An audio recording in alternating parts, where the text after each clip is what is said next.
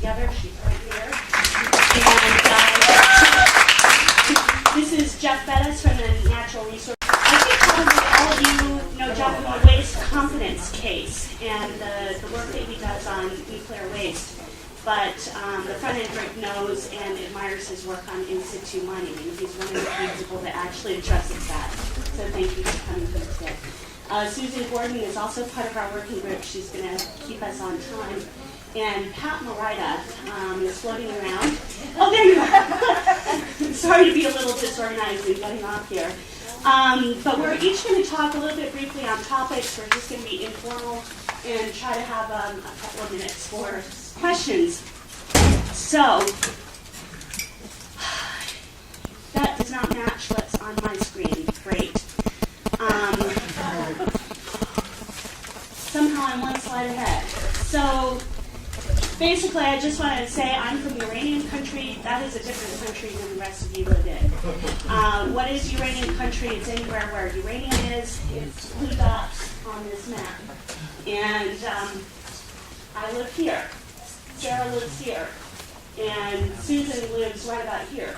And the biggest impact is 5 steps.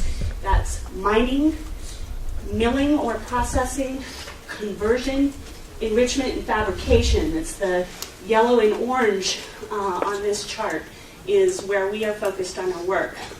Anti-nuclear folks tend to be in the blue and green, focusing on those issues. So what really happens is rock comes out of the ground during the mining process. During the milling process, it's turned into yellow cake, which is uranium oxide. Then it is converted into uranium hexafluoride, and then it's sent to the enrichment plant and concentrated and enriched, and that's the basic material for both nuclear power and for bombs. And then it's fabricated into fuel rods or weapons. So there's basically a magical line of demarcation in uranium regulation, which often confuses people, and it's really complex how uranium is regulated. Conventional mining and unconventional mining is where the confusion comes in. A conventional mine is the traditional idea of mining that you have. A hole in the side of the mountain where a man in boots comes in and brings out rock. That's conventional mining. It's got very lax regulation.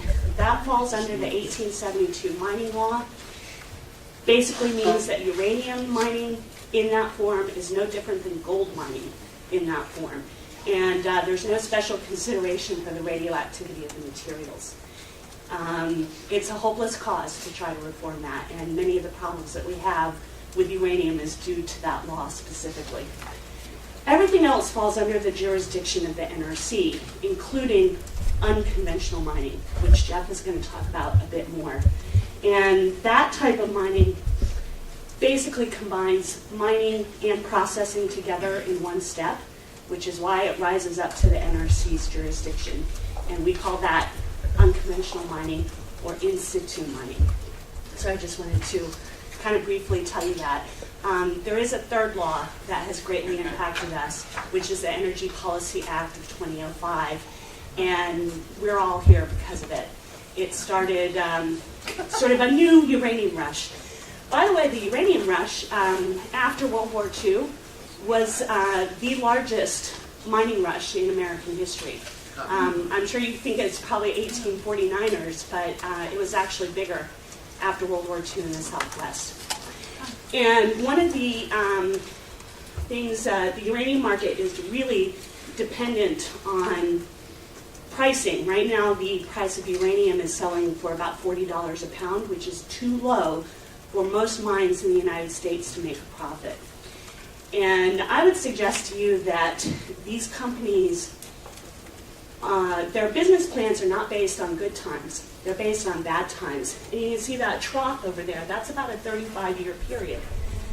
The green line is corrected current dollars. The blue line is the actual price. But you can see where it rises up to the top and starts to fall. That was 3 Mile Island.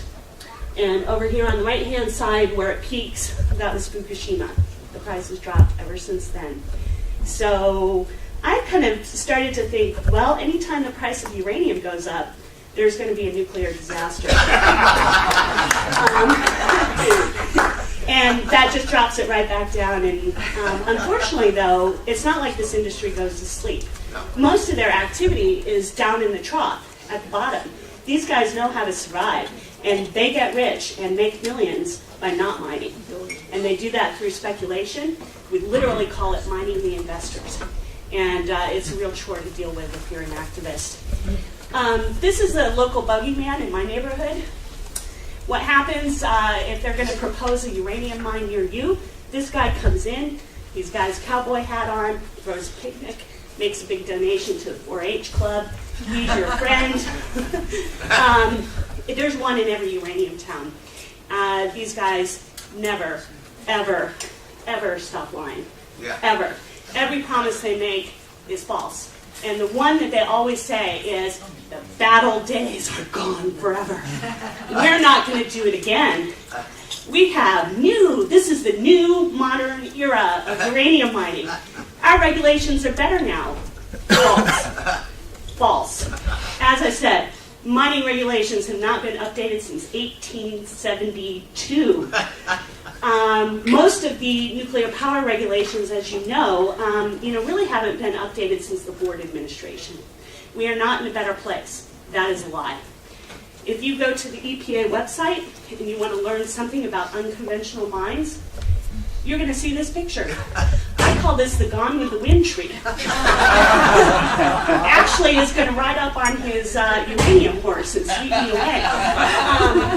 This is the only picture you're going to find on the EPA website. That's what it really looks like. It's a disaster. And the numbers of uranium mines in the United